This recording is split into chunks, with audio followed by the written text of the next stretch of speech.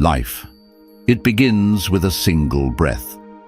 A moment of vulnerability, of innocence, of pure potential. We all know that life isn't perfect. But have you ever thought about the fundamental struggles we face as human beings? The ones we can't escape, no matter who we are or where we're from? In Buddhism, these are known as the four sufferings: birth, aging, sickness, and death. And while these experiences may seem bleak, they're not just a reality we must endure. They're opportunities for profound insight and understanding about our existence. Think about it. From the moment we're born, we're already on a journey filled with inevitable challenges. As we grow older, we begin to notice our bodies changing, sometimes in ways we don't understand or want. Then comes sickness. Whether physical or emotional, we all experience some form of it. And, of course, death. It's the one thing we all know will happen, but it's the hardest to talk about. But here's the twist. In Buddhism, these sufferings aren't just things to fear or avoid.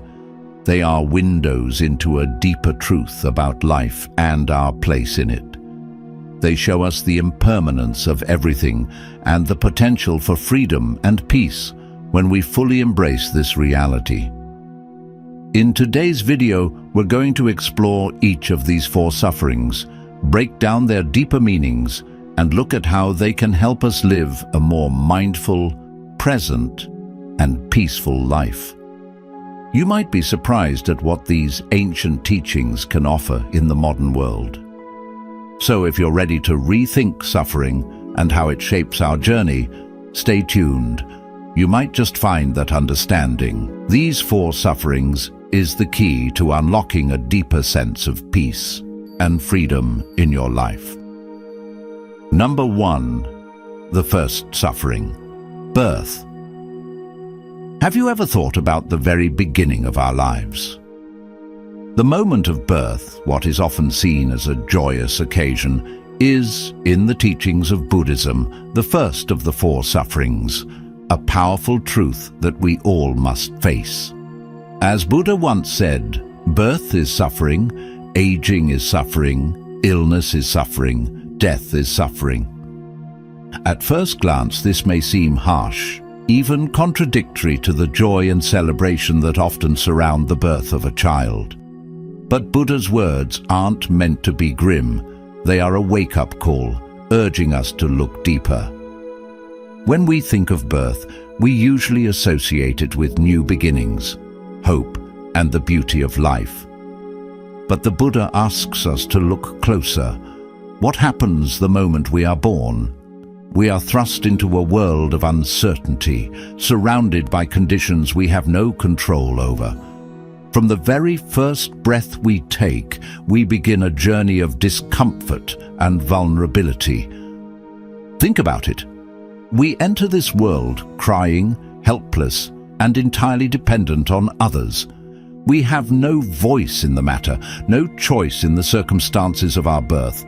We are born into a world where things change, where everything is impermanent. And, as we will see throughout the other three sufferings, this impermanence is at the core of our experience of suffering. Buddha's insight into birth as suffering isn't about the beauty of life being absent. It's about understanding the nature of existence. From the moment we are born, we are subject to change. We are born into a body that will age, grow ill, and eventually die. But this truth isn't meant to depress us. In fact, it's quite the opposite. It's meant to free us. Because when we face the truth of suffering, we begin to see the world in a new way. We start to question why we hold on to things that are fleeting, why we chase after what is ultimately unsustainable.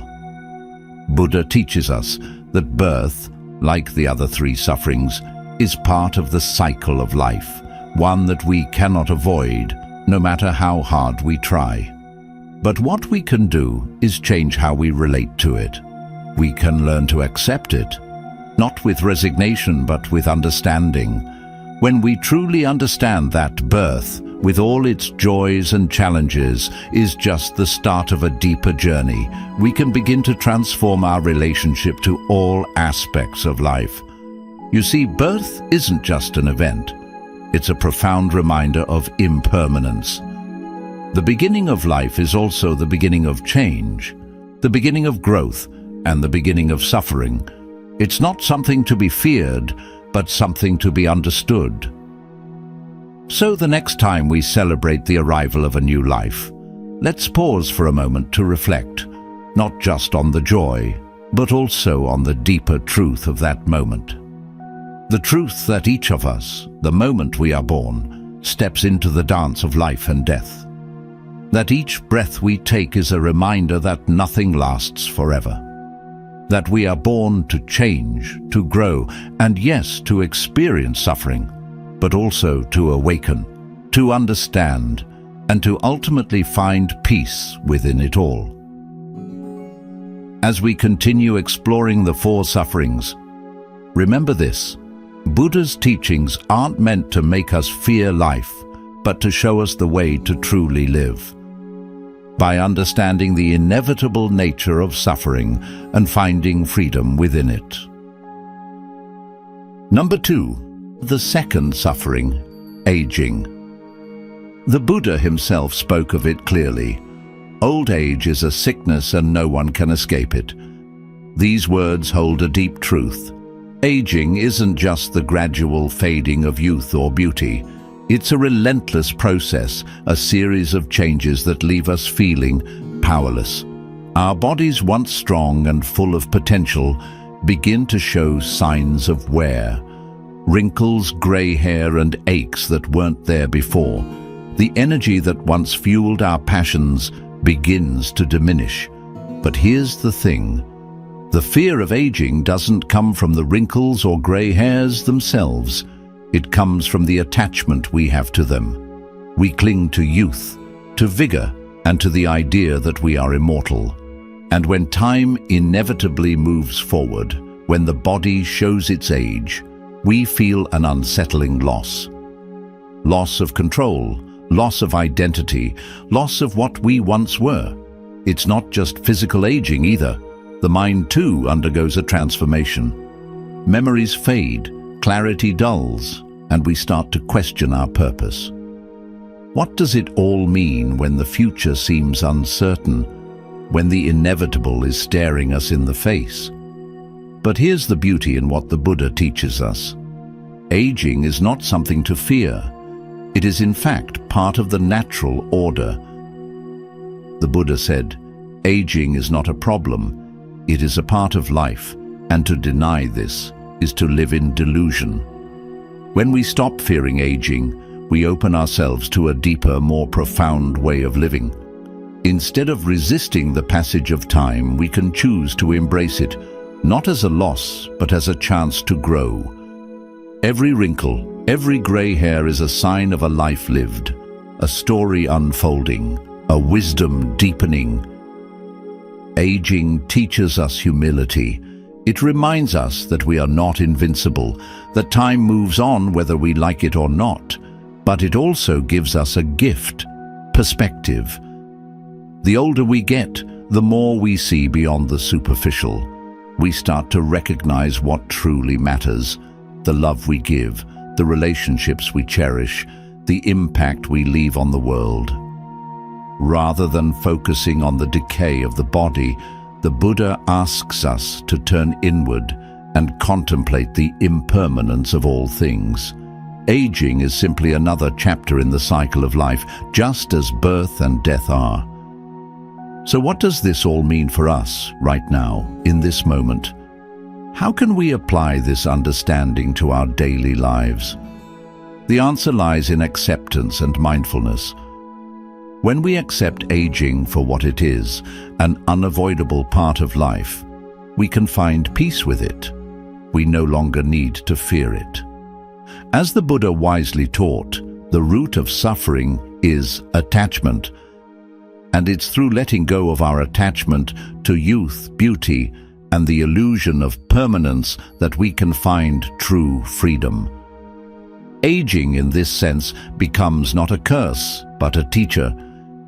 It's an opportunity to live more fully, to savor each moment, and to share our wisdom with the world.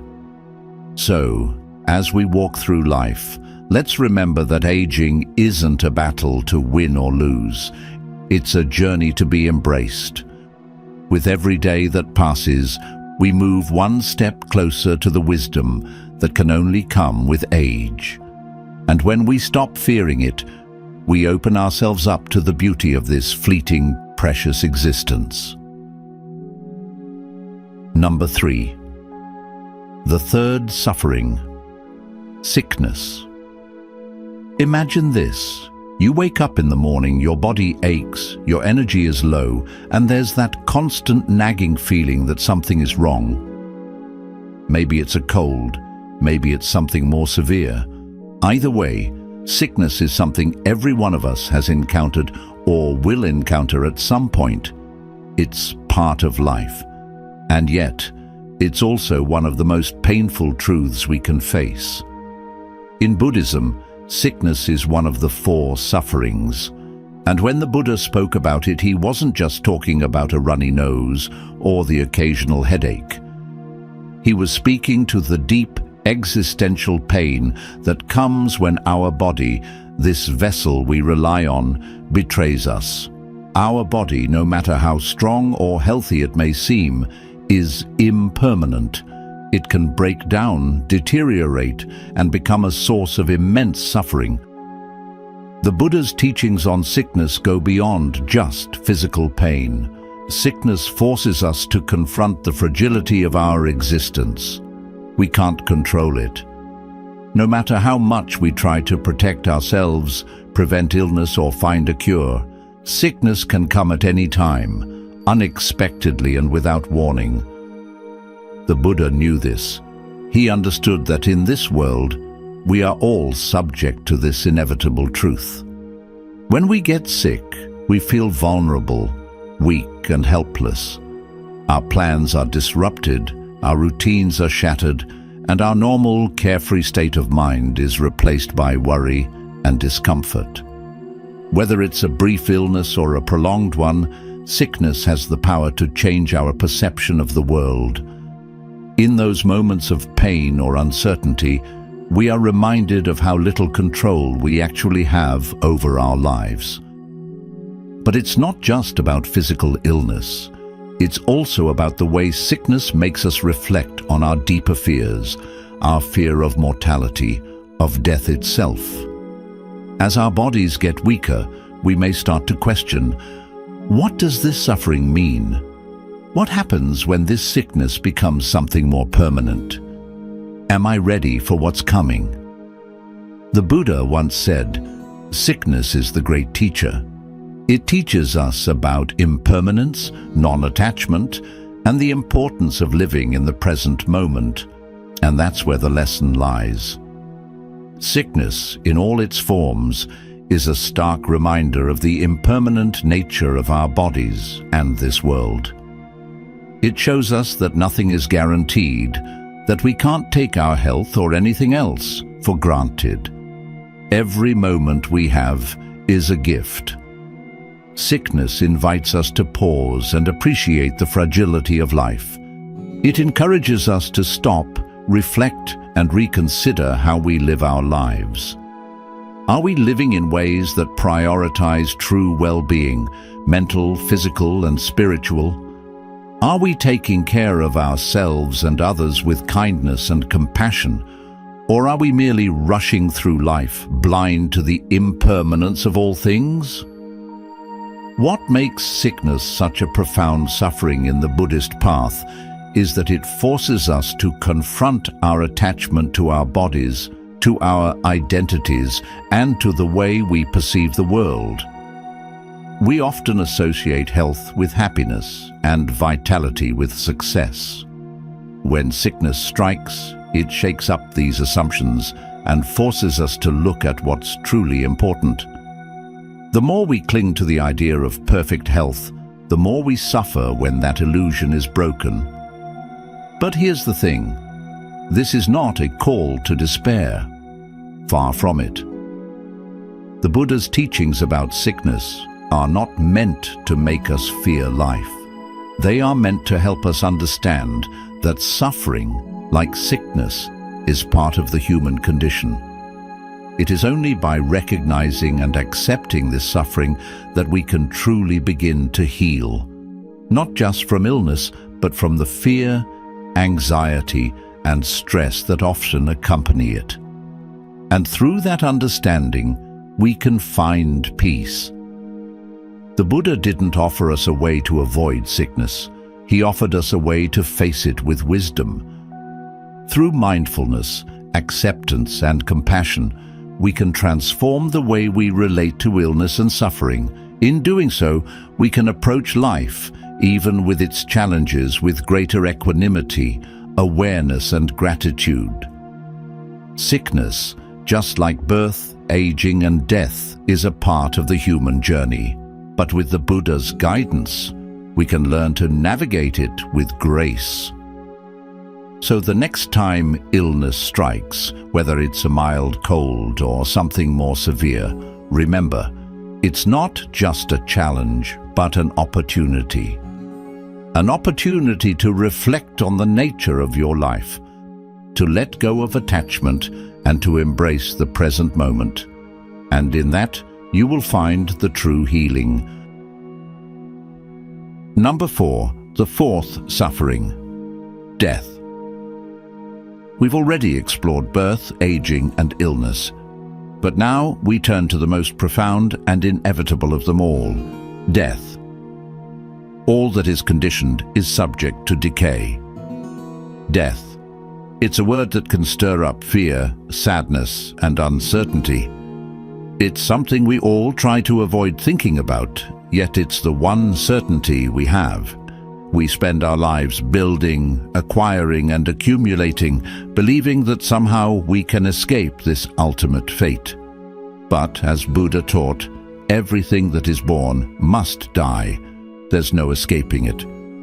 No matter how rich we become, how powerful or how wise, death waits for us all at the end of the road.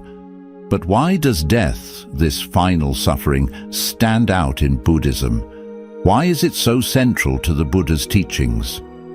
The answer lies not in the idea of death itself, but in how we perceive it. In our modern world, we are so busy living that we rarely pause to think about the inevitable. Many of us live as though death is something far off, an abstract concept we can push aside. But the Buddha tells us otherwise. He encourages us to confront the truth of death, not in fear, but in understanding. When we don't acknowledge death, we live in denial, constantly running from the truth. This fear of the unknown can cause us immense suffering. We create attachments to people, to possessions, to experiences, believing they will somehow protect us from the finality of death. But this is an illusion. As Buddha said, the idea of I is the cause of all suffering. So what can we do? How can we find peace when faced with such a certainty? The Buddha's teachings offer us a way forward. By contemplating death, we gain insight into the impermanence of all things. We are reminded that everything we hold dear will one day fade away. And when we embrace this truth, we can start to let go of our attachments. Think about it. If we could live our lives with the awareness that everything we experience is temporary, how would we live differently? Would we cling less to the trivial, the fleeting? Would we hold our loved ones closer and live with more compassion, knowing that time is limited? In facing death, the Buddha calls us to live with right understanding. We must be aware of our mortality, but also understand that death is not the end. It is not something to fear, but something to accept as part of the cycle of life. Buddha taught that death is not to be feared by one who has lived wisely. When we accept the impermanence of life, we learn to live fully in the present. We are no longer obsessed with avoiding death or holding on to what we can't keep. Instead, we start to embrace the beauty of the here and now. Death is not just an end, but a profound teacher. It reminds us to live wisely, to cherish the moments we have, and to recognize that true peace comes from letting go. By acknowledging that our time is limited, we open ourselves to a deeper understanding of life. So the fourth suffering is not a burden, but a profound opportunity. It challenges us to live with awareness, wisdom, and love. In accepting death, we can free ourselves from fear and open the door to a life of true freedom. Remember, as Buddha said, we are what we think. All that we are arises with our thoughts. With our thoughts, we make the world. As we reflect on the four sufferings, birth, aging, sickness, and death, we realize that these are universal truths of life. They affect all of us, and yet, in understanding them, we unlock the path to true peace. Birth reminds us of new beginnings. Aging teaches us the value of every moment. Sickness shows us the importance of compassion. And death urges us to live fully in the present. But here's the powerful part. Buddhism offers a way to overcome suffering. It doesn't ask us to ignore life's challenges, but to embrace them with wisdom and compassion. By understanding the nature of these sufferings, we learn to free ourselves from their grip. We can transform pain into a source of growth, and through mindfulness, find peace in the midst of change. So, as you leave today, carry this truth with you. Suffering is not the end. It's an opportunity to awaken, to transform, and to live with deeper understanding. The path to peace is within you. Are you ready to walk it?